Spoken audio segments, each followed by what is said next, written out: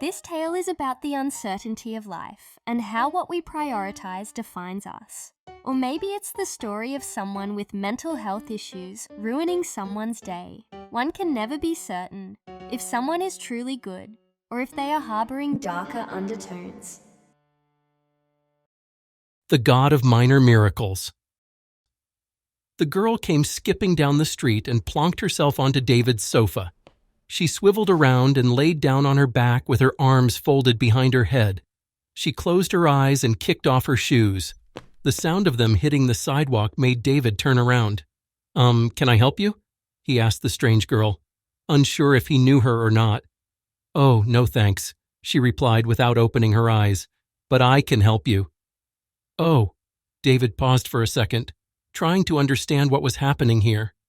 His day had already been difficult. He was moving to a new apartment and, with the help of some friends, had moved all of his furniture and belongings onto the street, ready for the removal van to turn up.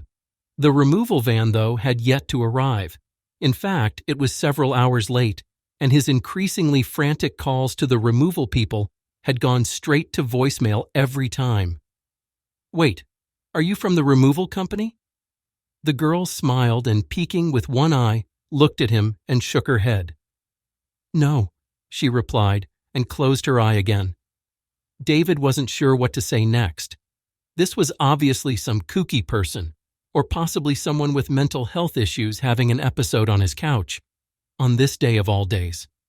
His mother had been a psychiatric nurse, so he was not entirely ignorant of the behavior of the mentally ill. He'd even met a few of her patients over the years, and often they seemed completely normal, until they weren't. "So who are you then?" he asked in a soft tone so as not to appear confrontational. "I'm glad you asked," she replied emphatically. "Today is your lucky day, David, because I am the God of minor miracles." Two things struck David at this point. One was that she was obviously completely mad, and the other was, how did she know his name? Alarmed, he looked around the street for a friendly face, or in fact any other face in case he needed help. "How do you know my name?" David asked her. "I told you, I'm the God of minor miracles. I know everything about you." Oh no. David was realizing that this girl was some kind of stalker. Of all the days to find out you have a crazy person stalking you, it had to be the same day all of your furniture is on the street, and the removal people are nowhere to be seen. A rumble in the distance made him look at the sky, and he saw several large black clouds moving overhead. Oh great, he thought. Rain now would make everything just perfect. The girl sat upright, opened her eyes, and brushed down her dress. She wiggled her stocking feet and placed them on the ground. David was caught off guard by how deep and blue her eyes were. They made him think of the night sky over his grandmother's house in Hawaii. "Look," she said, "I'm here now because you are in great need of a minor miracle, and that is my purpose in life." David knew it was dangerous to entertain the delusions of someone suffering a psychotic break, but it was even more dangerous to antagonize them, so he would play along for now. "Okay, so what do I call you?" he asked. The girl looked around and saw the seashell-encrusted table lamp that used to belong to David's grandmother, and she smiled. "You can call me Shelley," she said, and clasped her hands together, pleased with her choice. "Okay, Shelley, nice to meet you. So, how do you know my name?" he asked. "Oh, silly, I keep telling you, I'm a god, and I know everything about you," she said. "Everything?" "Yes, I even know you think I've been stalking you. You can relax, I haven't been stalking you. I wasn't even a human being until about 10 minutes ago." She gave him a confident smile and her eyes sparkled. David's head began to swim around, and he felt for the mobile phone in his pocket. He may need to call for help. This was a very weird situation, he thought. Thinking it still best to try to keep her calm and not escalate anything, he asked her another question. "So how does this minor miracle thing work? Do I just tell you my wish, and you grant it?" Shelley ran a hand through her long blonde hair and flicked it off to one side. "I'm glad you asked," she replied.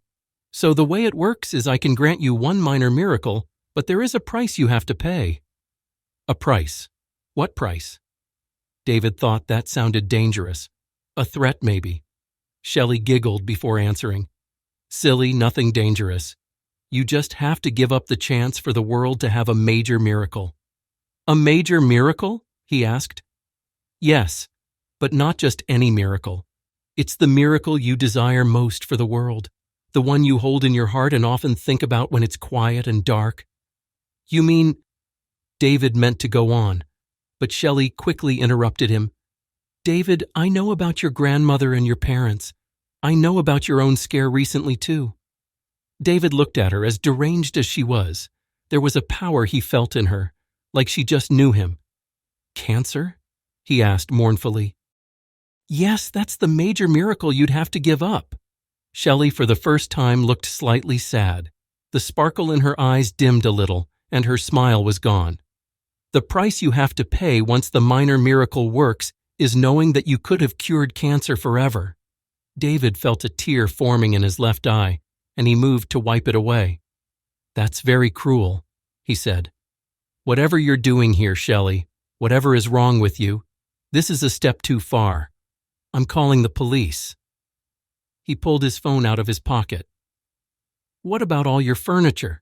Shelley asked, moving her arms wide apart to gesture to everything from his wardrobe to his kitchen table and chairs. If you want, I can make this all move to your new apartment in an instant. You don't even need to bring it in off the street.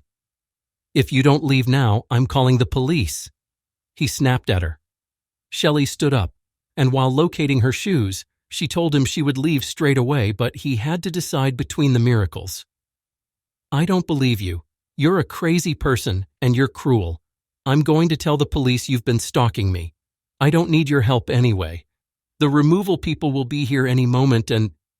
David stopped talking as Shelley softly placed a warm hand on his arm. It felt amazing, reassuring, and loving. The removal people aren't coming, she said.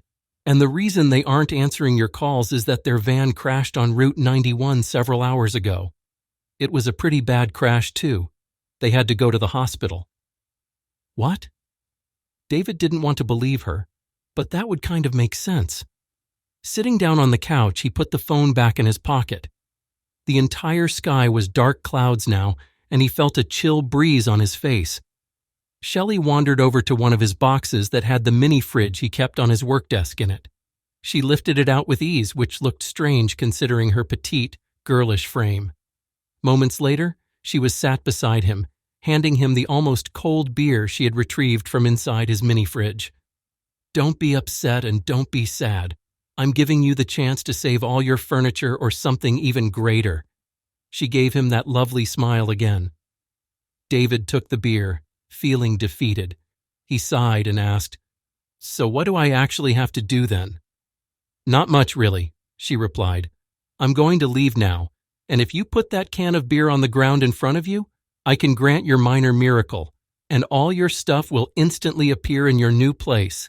I'll even transport you and have the furniture arranged exactly how you imagined it. She smoothed down her dress and flicked her hair back over her shoulders. Once you see me disappear around the corner, you'll have 5 seconds to make your choice. Just put down the can on the sidewalk if you choose the minor miracle, and I'll take care of the rest. David laughed. He looked at the beer can and then at Shelley.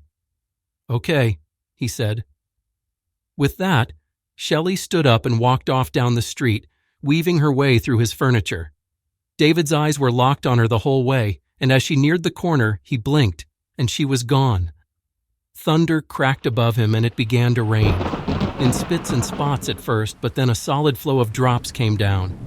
He sat there, smiling and watching as he and all his stuff gradually became soaking wet. He popped the tab on the beer can and took a huge gulp as the wind and rain intensified. This is for you, Grandma. He raised his beer to the sky and then carried on drinking.